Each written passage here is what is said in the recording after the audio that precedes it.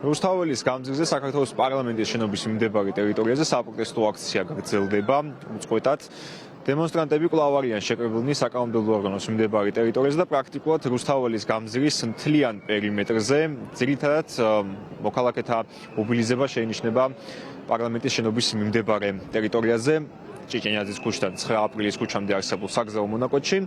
უნდა ითქვას, რომ სამართალდამცველები აქ არ გამოჩენილან, მხოლოდ სამართალო პოლიციის ერთი მანქანა იმყოფება ქუჩის ბოლოში, ჭიჭენიაძის ქუჩის ბოლოში და ორი მანქანა არის 9 აპრილის ქუჩაზე მობილიზებული. ასევე თავისუფლების მოედანზე, სადაც საავტომობილო მოძრაობა არის შეზღუდული რუსთაველის გამზირის მიმართულებით. სხვა მხრივ სამართალდამცველები აქ მთელი დღის განმავლობაში მთელი საღამოს განმავლობაში არ გამოჩენილან და პრინციპში საპროტესტო აქციაც ამის საფუძველს აღიძლევა. მშვიდობიანად მიმდინარეობს მოქალაქეთა პროტესტი, დემონსტრანტები მშვიდობიანად გამოხატავენ პროტესტს საქართველოს ევროკავშირის დროშებით, სხვადასხვა საპროტესტო ბანერებით. საპროტესტო აქციას დღეს ტრადიციულად შეუერთდნენ სხვადასხვა სფეროს წარმომადგენლები.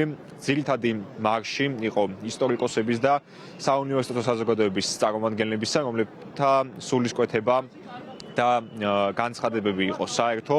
მათი მთავარი მოთხოვნებიც გააჟღერეს, როგორც ეს გასული 19 დღის განმავლობაშიც იყო ცნობილი, ეს არის ხელახალი საპარლამენტო არჩევნების სამართლიან გარემოში და დაკავებულთა დაუყოვნებლივ გათავისუფლება საპატრიარქო დაწესებულებებიდან, ასევე იმ პირთა საერთაშორისო სანქციების ქვეშ მოქცევა, რომლებიც პასუხისმგებლნი არიან მოქალაქეთა წინააღმდეგ ძალის გამოყენებაში, მათ შორის ბრძანების გაცემის კუთხითაც.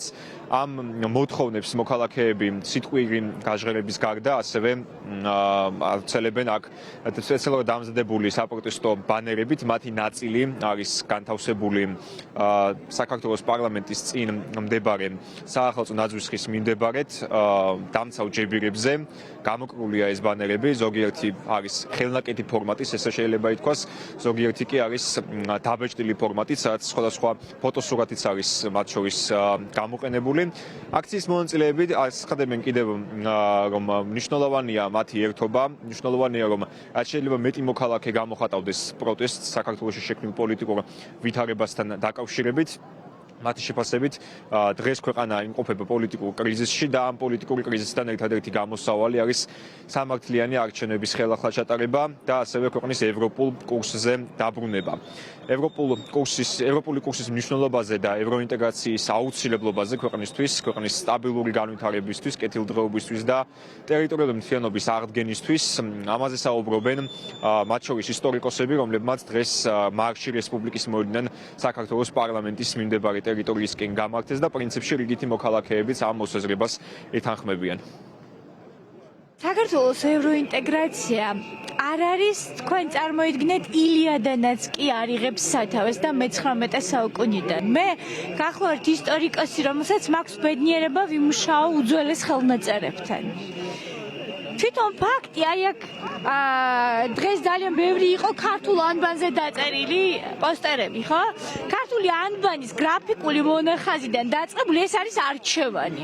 ჩვენ გვაქვს ხელნაწერები, რომელშიც ჯვაროსანი რაინდების მინაწერებია, მე-12 საუკუნის ხელნაწერები. ანუ ეს იმდენად ძალიან დიდი ხაზია, რომ შეუძლებელია ამ ხაზიდან გადახვევა.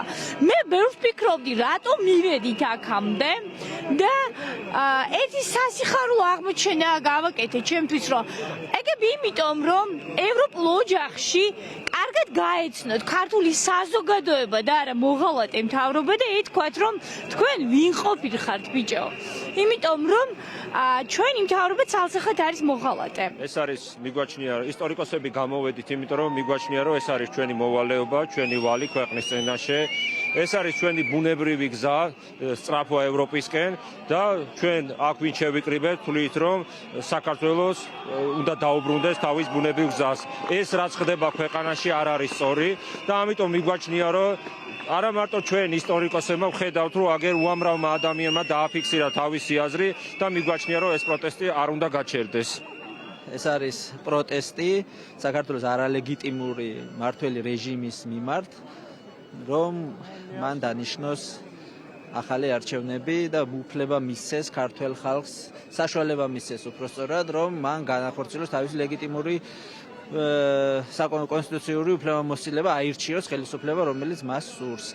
ეს უფლება დარღვეული არის, ხელისუფლება მიტაცებული აქვს არალეგიტიმურ რეჟიმს და ეს რეჟიმი ყველაფერ უბედურებასთან ერთად რაც თავარი არის რუსული რეჟიმი, რომელმაც საქართველო დააბრუნა აი ამ 200 წლიან ჯოჯოხეთში, რასაც რუსული გავლენა ქვია.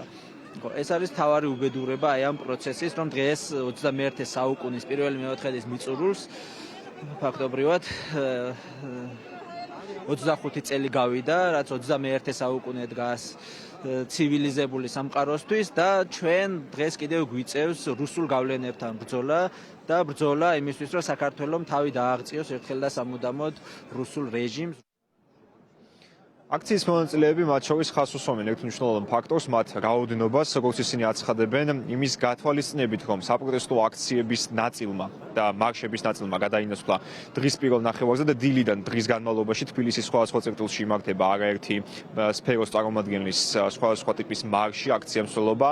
ამიტომაც არის, რომ საღამოს საათებში დემონსტრანტთა რაოდენობა არის შედარებით შემცირებული გასულ დღეებთან შედარებით, თუმცა მაინც ისინი აცხადებენ, რომ მნიშვნელოვანია ათასობით ადამიანი კვლავ იკრიბებოდეს ყოველ საღამოს რუსთაველის გამზირზე და დემონსტრანტები ხაზს უსვამენ იმ ფაქტორს, რომ მათ მოვალეობად და ვალდებულებად იქცა ფაქტობრივად ყოველ საღამოს რუსთაველის გამზირზე საქართველოს პარლამენტის წინ დგომა. ხვალაც არაერთი საპროტესტო აქცია არის დაგეგმილი თბილისის მასშტაბით დილიდან, რომელიც ტრადიციულად საღამოს 19 საათზე, 20 საათზე, 19 საათზე ან 20 საათზე დასრულდება საქართველოს პარლამენტის მიმდებარე ტერიტორიაზე, ცენტრალურ საპროტესტო აქციაზე, რომელიც ხვალ უკვე 21 დღეს აითვლის.